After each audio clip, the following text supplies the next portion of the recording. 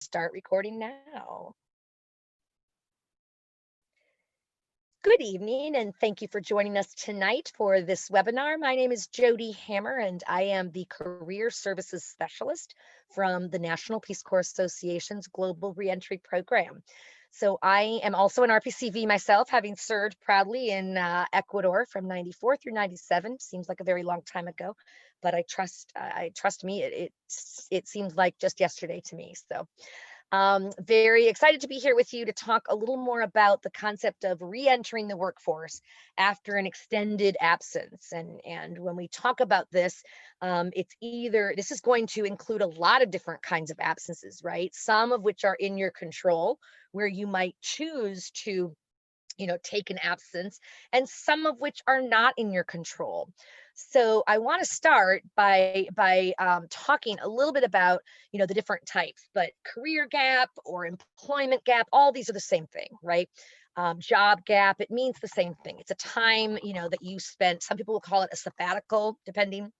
That you take away from your career for whatever reason. So let's go ahead and talk a little bit about what are some of the reasons. If you can just dump it in the chat box, if you wouldn't mind, what are some of the planned reasons where it's you that makes the decision that you want to take this break? What are some examples of that? Let's see what's coming in here. Pleasure. Oh, that was, I think, Jennifer, thank you. I was thinking for your own pleasure, taking time for yourself, to do something you've always wanted to do, maybe to, travel the world, or, just any of those kinds of things that you've always wanted to do. I think that's a great reason. Health or pregnancy, absolutely. Pregnancy, maybe you are planning to take some time off afterwards, which is very normal and very common. Whether it's paid or unpaid, there may be a certain period that's paid, and then you might decide that you want some more time. So taking some more time for that. Absolutely. Health could be your own health, and that maybe is one that's not you weren't planning for this, but you have some illness that you're dealing with, right? So absolutely great. Time to try something different. So just, kind of changing gears. Maybe it's too hard to focus on the job search when you're working, 65, 70 hours a week, and you just don't have that time or energy to really make that career shift that you want to happen. That's great. And yes, life goal to hike long trail. Yes, exactly. Or volunteering, changing jobs, or going, maybe it's, education, that kind of thing. So exactly. There's a lot of reasons, right? And some of them you've already said, and some others I have here. And we have the parental leave that we were talking about, right? And that could be certainly for a child, but it could also be taking care of your parents or another ill relative, right? I mean, that's the reality for many of us, as well, where we might have parents or someone in our direct family that need a lot of help at some point. And so you might take a leave of absence, or some time off to help with that. Absolutely. Another one, industry trends, right? There might be certain areas that crashed where gosh, that's not something that you planned on, right? But this is what happened. Maybe you were, let go, you were laid off, right? Because of the industry, crash. And sadly, with COVID, which is another item I have on the bottom, that actually happened. For a lot of people, their businesses, to no fault of their own, their businesses just tanked, or depended on people being able to come out and and be present and all of that, and they just don't have the business anymore, and they're not able to keep their doors open, even with some of the assistance that was available for some time. They just weren't able to do it, and so people were laid off left and right because of COVID, and that is really sad. And it's unfortunate, and it's certainly no fault of your own. But it can be difficult, right, to then kind of pick yourself up and really try to get into another type of position, all of that. We've already really talked about the break for personal, for the travel or personal development. Maybe you've always wanted to get certified as an MBTI, Myers-Briggs facilitator and do some things like that. So you might take time off to do that, right? And there's nothing wrong with that whatsoever. COVID also affected, obviously, so many of our volunteers, right? To no fault of their own, their countries, their jobs, and if you are one of the evacuees, just dump that in there as well. So I know who we're talking to here. It's tough. Were given a moment's notice and had to come back here and to a climate where it has not been an easy climate. Certainly, when it's really hard even to connect with people, right? Other than Zoom, which I get it, people are really tired of Zoom too. I am also at times. So, but it's the best that we have, right? And it's hard coming back and being here and then trying to think about a job. You weren't thinking about getting a job when you were, several months ago when you were in country and plugging along with your service. You thought you had more time, so it's hard to kind of deal with some of those forced ones as well. But important, obviously, and the one thing that I want to say with COVID in particular, people get concerned about the gaps, and we're going to talk about the job gaps and how to explain them on different, in different, ways, on your resume, in your interview, when you're networking, all of that, right? You've got to kind of be able to come up with how are you going to describe this, and explain it or own it without spending too much time on it where you're getting, too stuck in that. But we are gonna talk about that. But with COVID, I just want to say for folks who are still looking for their job, after COVID, please know that companies will be very understanding of this particular gap, right? They understand because they've maybe had to lay off people in the past, or whatever. People understand and that is actually a compelling story. So if you are a COVID evacuee, I would really encourage you to own that and actually include it in when you're, talking to people, well, I was, a Peace Corps volunteer working in Ecuador where I was da da da da da. And come March, I was evacuated along with the entire global population of, Peace Corps volunteers, 7,300 of us, due to COVID, and came back here to this market that had tanked, to, staying with relatives, and just and you want to be positive about it, right? Like you want to say, which was difficult. And, I'm proud of the progress I've made. And I'm really at this point looking forward to, starting and, whatever, and, to securing a job in XYZ. It's given me additional time to, focus on, and gain clarity in what my, true interests are, and, something like that, where you can really, cinch it with that. I'm excited to move on and I'm ready and here I am, that kind of thing. Okay. So great. Yes, Andrew, you were evacuated. I do remember that. Yep. And Rangia. Yep. Excellent. Okay. So we've got probably some more, maybe one more is, we'll see. So anyway, great. Awesome. So let's talk a little bit about, other reasons for unplanned employment gaps, right? One of which, and I think this is the one that people are most fearful of or most insecure about, and that is getting fired from a position. And I think it just carries a stigma, right? People think it, like, oh, I was fired. Oh, no one will ever hire me again, whatever. But the reality is, you know, um, getting fired is actually not as uncommon as people think it is. And I don't remember the stat that I had read, but it was a large number. So it's not like oh, I'm one of the, I'm a loser, I was fired, no one will ever hire me, whatever. It's more, what's important is the way you look at it, right? And the way that you reference, right? Which I'm going to talk in a little bit about, like, not lying and, like what, how you can say things, but, emphasizing what you learned from it. Like, we don't always take a job that's a good fit for us, right? We might be really excited about it, but we get into the job and it's just not our type of work that we enjoy. It's not at all what we thought it was going to be, right? And so that can be difficult. We can lose our, drive and all of that, and then, it can affect our performance, right? And you can get fired. Another scenario might be, and one of the ones that comes to mind is somebody who's actually works in career coaching and such now, but they had worked in international development for one of the big, providers of USAID, right?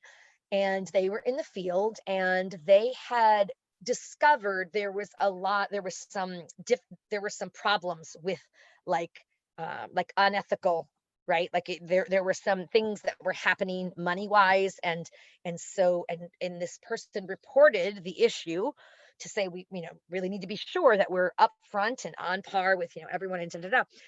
And the employer, the person actually fired her. So obviously, not necessarily, fired for the right reason, but fired her, and she was devastated, and came back here, and was unhappy that she was here. She wanted to still be over there. She had all of her, like, friends, that kind of thing. So it's just, but but it wasn't her fault that she was fired in that case, right? And while you don't want to badmouth, like, oh, he was awful, and he was, you could say, I felt it, ethically, we needed to be, on par with, and report this. And I did, and I still stand behind that. And yes, I subsequently lost my job because of it. But I still would do the same thing again, because to me, being ethical and honest is a core value for me. And I'm, looking to utilize that in the future, whatever. Like, so you don't, like, let it get you down, right? I mean, yes, you're gonna have some time that you're processing, and you're going through probably the grieving stage, similar to the grieving stage for death, where you have the sadness, and you have the anger, and you have all these different kinds of emotions, right, that you go through. But when you're projecting yourself out um, to the world, and to future employers, basically what they want to know is, what your skill set is that's relevant, right? And then, when it's, I wouldn't, like, say, and I was fine, I wouldn't, like, put it out like that, right? But when it comes up, in a question, or if you bring up, or whatever, you own it, and you explain what had happened, right? And how the important thing for the employers that you learned, whatever you learned from it. In that case, the last case, you learned that, hey, it's important to be ethical and to be honest, and to bring that up, even if it does result in me losing a position that I had. It's important, whatever. But for people who maybe were fired because maybe they weren't motivated at all, they'd lost a lot of motivation because it just wasn't the position for them, and they just kind of drug their feet on getting something else, and then they ended up getting fired. Maybe they weren't producing as much, or they were making a decision of who to let go, and it was going to be the lowest producer, whatever. So it happens. But rather, what you want to do as the prospective employee, as the job candidate, is to own what you learned from that experience. And, and here's what I learned from the experience. I learned that it's really important to set goals for myself, and da, da, da, da, and reach out for assistance when whatever it is, when you need it, because maybe the person didn't really reach out and let people know that they were, having challenges, or, whatever. So whatever you learned from it, like, make sure that so that they can see it. Okay, you know what? They had, that happened. Now, if you've been fired from every job you've held, right? Or, from many jobs, and had the rest have been very short term, then the employer's going to be wary.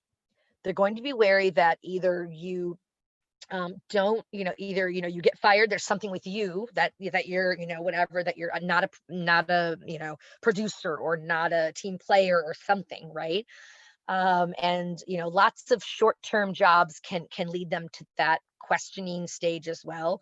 So oftentimes, for people that have shorter term employment, I'll have them, even, you might even reference it, like, if it's consulting, or making it clear that it's consulting. Well, yeah, that is short term, so we understand that, right? That's not going to be a red flag. um, but by not putting it in there, that could be problematic.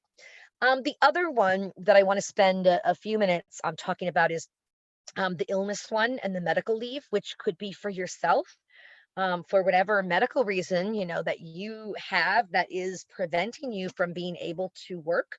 your job.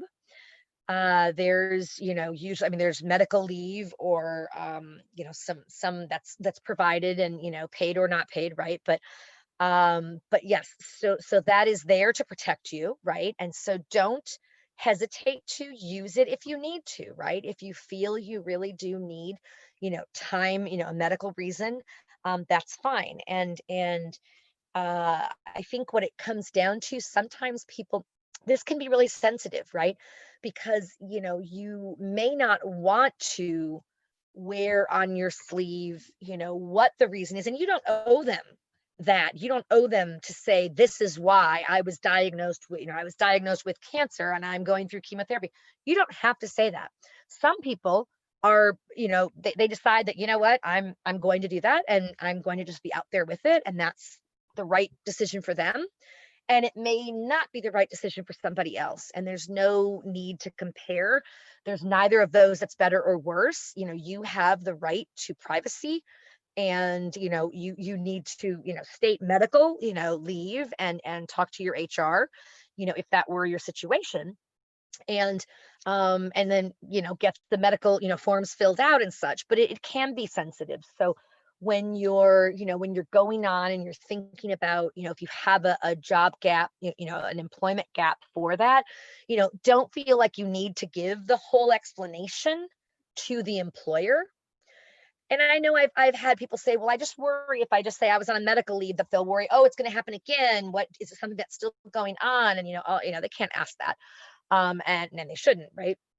But it people can feel, I think, sensitive about that, and that, just that pull between not wanting to share, but yet feeling like there's a pressure to share or something. And I always say to people, you just say, I need, I need to take, medical leave, and, talking to the HR and all of that. You might even, talk to them first about the process before you even, like, announce it completely, if you need to. But otherwise, talk to your boss and just say, I'm dealing with an illness, and I need to have some time to address it, and just own it like that as well. So, are there any other unplanned employment gaps, or planned, really, but that you can think of that you'd want us to discuss tonight, or just in general that you've, heard of through, friends, family, other reasons people have taken an unplanned, employment gap, where they've gotten in, not taken, they've been in an unplanned, lengthy employment gap. You can certainly drop anything in the chat box if you'd like. All righty. Well, let's go ahead and let's talk a little bit about how to re-enter the workforce, after a break. Oops, excuse me. So obviously, like, when you're on that workforce break, for example, if you took a break, to, family time, right? To, after having a baby, and, spending the first 3 months or something with the child, at home, all of that, or to take care of a sick relative. Maybe your parent is sick and you need to, really dedicate yourself to helping. They don't have anyone else to help them. Um, so one of the things you want to do before, really even putting yourself out there, is just preparing yourself, right? Looking at, okay, so is this the right time? Is this, is this what, am I realistically able to consider going back now? But kind of prepare yourself for, whether it makes sense, but then also preparing yourself for what is it going to entail, right? Because coming back to the workforce after having a time, time off, not off necessarily, even time doing something outside of work, that is maybe taking care of somebody, or, somebody else, or yourself, getting better, medical things, whatever, right? It's definitely going to be different when you get back. And so, preparing yourself for that, knowing that, okay, I'm going to do what I need to do and what I can do to really, get get myself ready. Yes, there are some that are coming back to the same job, but a lot of times, and what we're going to probably talk more about here the rest of tonight, is more about going into another job after a lengthy absence, right? Because most of us don't have this current job that we're on leave from right now, and that we're thinking, okay, how am I gonna go in, back into that? And there are definitely a lot of steps about that as well. But I do want to focus a lot on moving forward and explaining your, experience, your employment gap, all of that to employers, and how you can do that in, your resume, in your cover letter, in your interview. So, setting up a new routine, the second one, really is more about, how a lot of times when you are off, right? With COVID, how we're all trapped, whatever, we have different schedules, right? And so you might be on a very different schedule than what you're going to be on when you go back to work, right? So kind of, maybe starting to get up, maybe you sleep in a little more now or whatever it is, but like starting to get up earlier so that you're prepared for when you get that next job or return to the workforce in whatever way, right? That you're a little more, set for that, just your routines and things like that, And I know with COVID, it's been really easy to get into this whole like, okay, waist down. People have, their pajamas on and, whatever. But if you are, if you're going to be preparing to go back, and yes, COVID will end someday before hopefully too much longer, but will at least be effective with our vaccines and such. But you will be going back to probably an actual site, a job site. So kind of getting back into that, scenario where you're getting up, you're, showering, you're getting dressed, you're, getting ready, all of that. Because that will be a part of your routine eventually. And then, of course, we talk about updating your resume, right? And with your resume, and I think I have another slide on this as well, just on some of the tips. But with your resume, I think the biggest question that comes up is, how do you explain either, I mean, it's obviously it's more apparent when the break is your most recent, right? So if you were let go or laid off or, evacuated and, your position, with Peace Corps, whatever, um, it's that most recent one that's going to make it like if you don't have anything there, you're looking at what now, 9 months ago, or not nine, maybe it's 8. Anyway, it's several months, right? Many months. A short period of break is no one's going to really even, think anything of it. But if there's a longer one, it's like, well, what were they doing for the last, and for those of you who were in Peace Corps, absolutely, like I said, your experience there, no one can take that away from you. Whatever you did do, be proud of, and don't undervalue your service because you were there for less time than maybe others, right? Even for people who were there, if you were there 6 months, let's say, I was just working with a client and looking at her resume, and she had been for 6 months. So 3 months of training, right? 11 weeks of training it was, and then the rest was, in the where she was assigned to work. And that's, I mean, yes, I know you weren't able to probably write grants and things because those don't usually happen till that, like, 1 year mark, or maybe a little bit later, at least in your first year. You're more integrating, right? A lot of times what they want you doing is getting known by the community and bonding and all of that. And so that can be tough because you don't have as much of the outcomes. But as I told her, one of the things you could certainly do is talk about your training, trained in, or successfully completed, 12-week or whatever it was, right? Comprehensive training program, including 200 and whatever hours of technical, 80 some of, language, whatever it is, right? So that you have that in there that you've, because you did that, and that's great.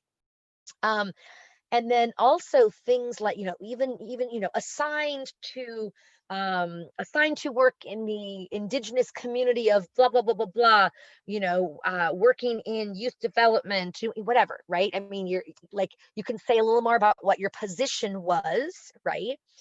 And then you might even have like a skill statement or something. I mean, you all have a lot of skills, and a lot of skills before you even went to Peace Corps, and then Peace Corps helped with a lot of other ones, right? So, whether it's, demonstrated resourcefulness and resilience, in when we talk about the evacuation or something, or in, something about, connecting interpersonal skills in connecting with diverse populations, and or connecting with and bringing together diverse populations, something, whatever you can, right? So you can certainly put some bullets on there about what you did. And you know what? Your last bullet can be, or one of your bullets, but if you have it as your last bullet, maybe evacuated as of March 22nd or whatever it was, March, 2020, due to COVID, global, whatever, global evacuation of volunteers, or you might even put among 7,300 volunteers, however you want, like numbers pop. So I always mention numbers with people, but yeah, so it's, that those are the kinds of things that you can do for the, like, most recent one, when it was, your job being cut short, and then now you've been in this, you have that as your most, recent, and then that time that since then, right? It just sets you up, because the most recent one after that, when they look at it, it's like evacuated. You could even have evacuated up by the date, right? In parentheses, evacuated March, whatever. Maybe you put the date there, so they see it as your first entry. Oh, well, no, duh, she doesn't have any. She came back at that time, in March. What a terrible time to come back and try to reintegrate into society and, get a job and all of that, right? So I think that's one of the things you can do for some types of absences. You might list it as, let's say were pregnant, and delivered, and you decided to take 3 months at home with your baby, right? um which is wonderful, and you have the right, to do that. When you come back, or when you're preparing to come back, you could either put it as, sabbatical, not a very restful one, mind you, but taking care of, maternity leave. You can look, if you look online, and I'm sending some resources for you as well, but if you look online, like how to craft, how to write maternity leave absence, for extended absence, how to describe being fired, as or your job you were fired from, or your gap, your employment gap. There's so much on there, on, how to do that. But basically, took care of, or, whatever, needs. Same thing for an ill parent, right? Took time off to address loved ones, alien loved ones' health issues or health concerns, whatever. You don't have to go into the details. And quite honestly, a lot of people I know, I've talked to, many who've, been losing their parents, for example, and it's really hard, right? When you lose your parent anyway, and you don't really feel necessarily prepared to talk about that when you're coming back. So you might keep it more generic and just be, a loved one who, health conditions, and I'm ready and able to re-enter now, and excited about the possibility of this opportunity. And, like, just, that's what they want to know, is that you are in the game, you are ready to return, you want to be here. Does that make sense? I hope. Somebody else had put in, Jennifer, thank you. Yeah, prioritizing a spouse's career. That could be another reason, right? Why you might be, in a situation where there's a resume gap. Maybe your spouse or partner or whoever gets a really great, overseas job. Maybe it's, with, they got a job, as a foreign service officer, and this is something that's a dream that you all have had, to live abroad, and, whatever. Well, that might be, that would clearly then, right, maybe take precedence. It would get you over wherever, and then you're going to try to see what you can do and all of that. But I mean, that's absolutely, that's how it goes. It's kind of that give and take. It can be, right? It can also be, maybe you decide you want to live in a different area. I've always loved Portland, and I've dreamed of living there, and I think we should just do it. We're in a state right now where we just, maybe the spouse or partner gets a job first, or, whatever, and then are taking time off to make the move and make it happen. So, absolutely. So good. Thank you for sharing that. You definitely want to also craft your wording for your cover letter, right? And in your cover letter, and again, for those of you who haven't heard me say this, I am a huge fan of a cover letter. I think it, one, shows your professionalism. Two, it shows that you go above and beyond, even if it's not asked for. If it's asked for, obviously you should be doing it because they asked for it. But if they didn't, they just said, please submit resume and whatever, and it doesn't say cover letter, technically you don't have to. But I'm a big fan of doing it because I do think that it also allows you the opportunity to use full sentences. Imagine that, right? As opposed to your resume, which is all these fragment sentences that start with ed action verbs, hopefully, right? So you don't usually use I on your resume, but in your cover letter is where you can really personalize more, right? And you can be really creative and think about a creative start, way to start the cover letter. And in that, you may or may not address your gap, right? It also depends on how long it is, probably, right?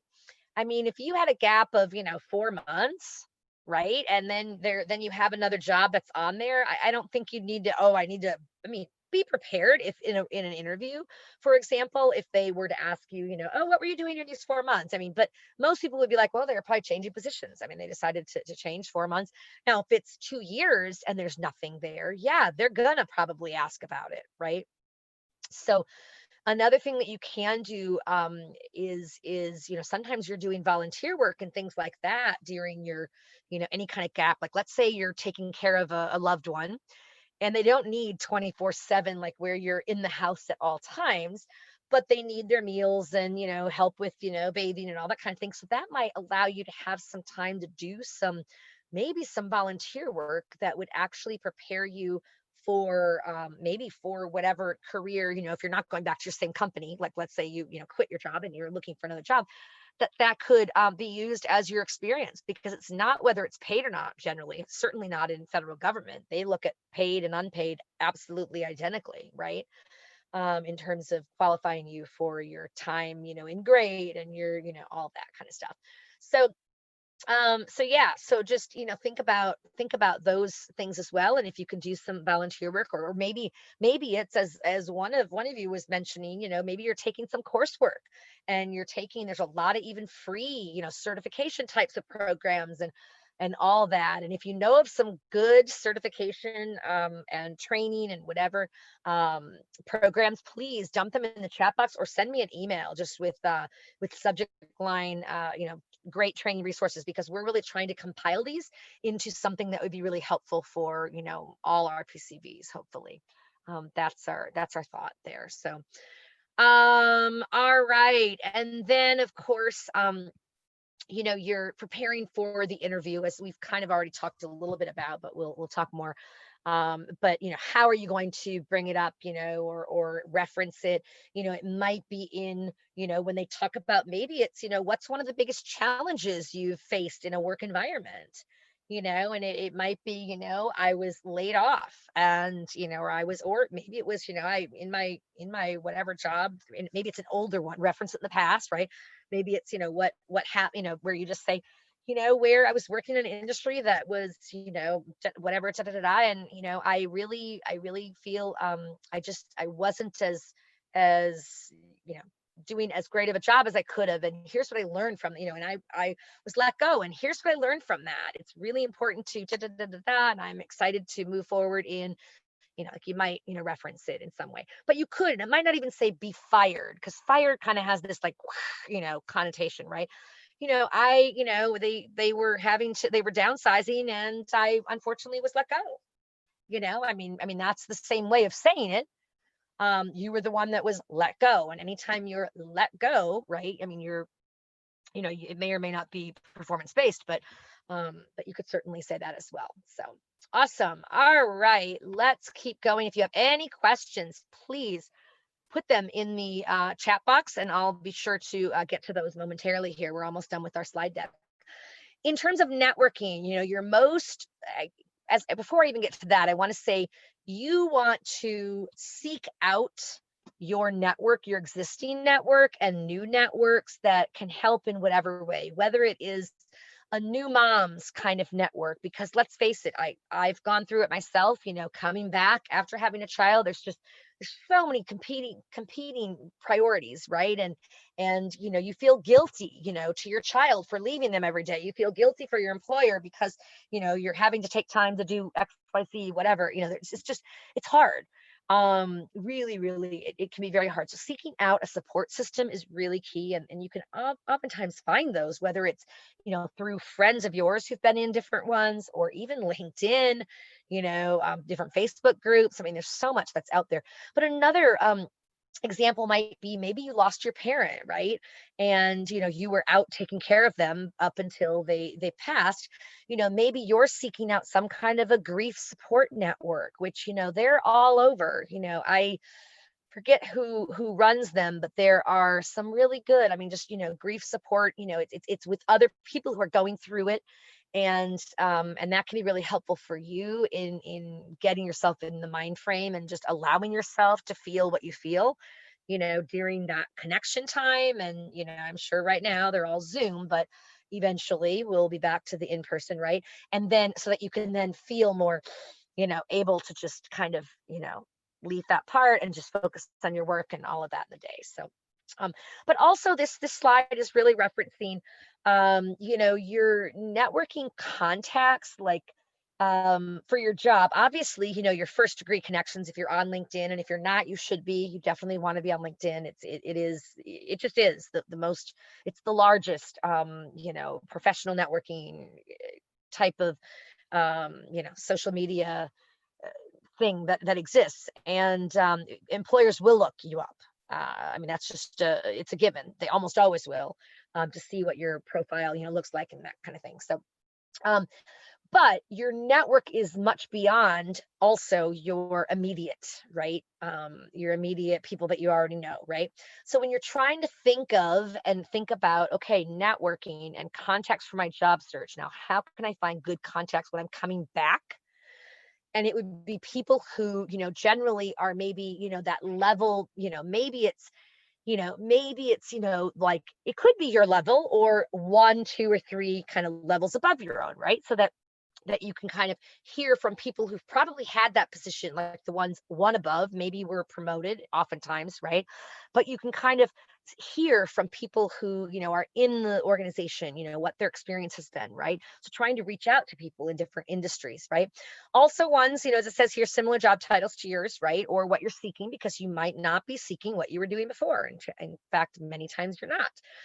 So also ones that would interact with you. I mean, if you're going to be you're looking for social media kind of graphic design types of things, there'd be other people in comms, right? Communications that you'd be interacting with, right? And the clients and things like that, to kind of get more insight, right? um, and then, of course, I mean, corporate recruiters and headhunters. I'm actually going to do a webinar. I have one scheduled in no, I'm sorry. It is in December. I think it's like next week, I want to say.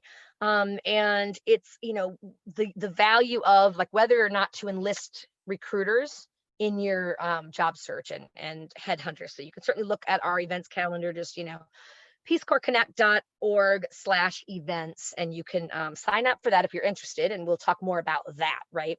And it can be really good, a good way to do it. I generally don't recommend using recruiters where the charge would be to you. Let the company pay for that, and find the recruiters where the company pays, if there are fees, because I truly don't think you should have to shell out any money to get hired. So great. Any questions coming in? I don't see any new yet, but I'll go to the next. Explain job gaps. Yeah, like we were saying in the interview, you don't want to lie, right? I already said this several times, owning it, right? And maybe how you're prepared now to return, and maybe what skills you've gained because of what happened, or the insight that you've gained after this sabbatical where you've traveled. Because honestly, even if you've taken time to travel to Thailand, you've always dreamed of whatever, and you do a volunteer thing there and whatever. When you want to explain, you want to be able to explain how that makes you better prepared for now, right? So this was something that I always dreamed of. I've always felt passionate about XYZ, and I just felt, I found this opportunity and really felt compelled to take it.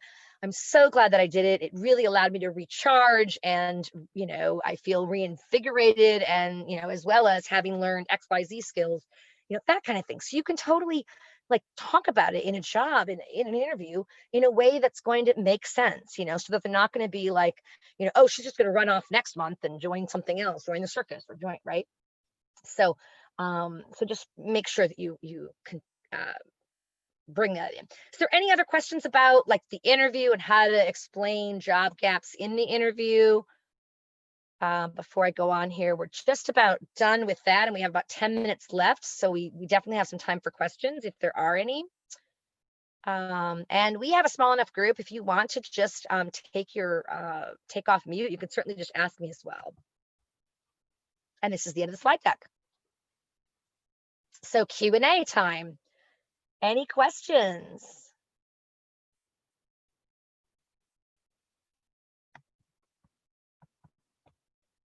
And here's the 7-second delay that's supposed to be the what you should allow at least that time, and it can be so painful, I know. Any questions? Feel free to unmute. I can see you right now if you're unmuting, and I'll know that you're going to ask a question. Or throw it in the chat box, which I'll make sure I have it down. Yep, I do.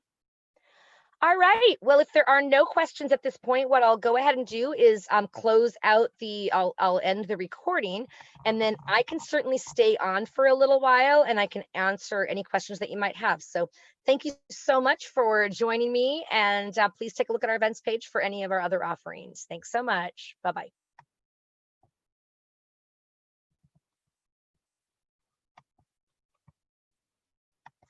Thank you.